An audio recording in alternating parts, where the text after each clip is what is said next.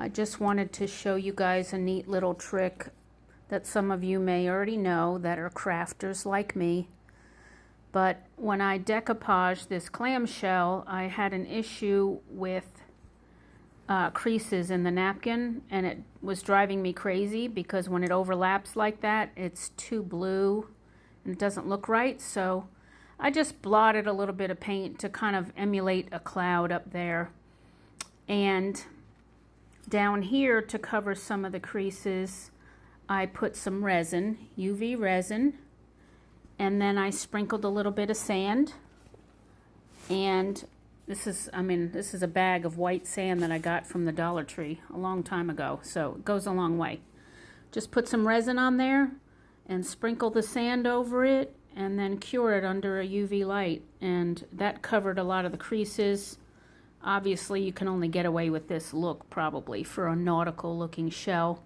You can still see some of the lines and the flaws in the napkin, but I tried to hide it as much as I could.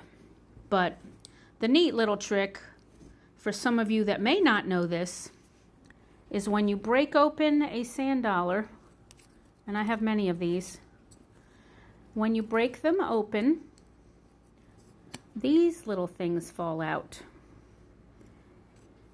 Little bone vertebra kind of pieces. And they look just like birds, seagulls, to me.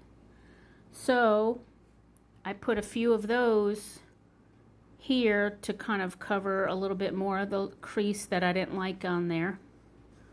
And I think it kind of, gives it a 3D effect, and I think it's kind of cute. And then I just glued a little shell that I had there. And then I do paint the backs of my shells, so I think I have to touch up this gold though, because sometimes clam shells are very porous and the gold absorbs in there, so I have to go back and touch it up. And then I attach feet on the bottom so the dish sits level. But it's a neat little trick. And this UV resin, I don't know why I didn't start using this a long time ago, because it is very, very strong. I'm going to use that on my bottle stoppers now. But I just put a little dot of resin right here and put the little seagull down and cured it under a UV lamp. And there you go. So follow my page on Facebook, Cloistered Oyster Shell Art Group. And then I also have a website and a Facebook page, the Cloistered Oyster. And, I'll do different classes, and gives you guys an opportunity also to share things that you've made. It's a public group, so you can post on there. This is something else I'm working on. This is a hummingbird necklace. I've left the back natural on this one and glossy, and then I'm using sea glass beads.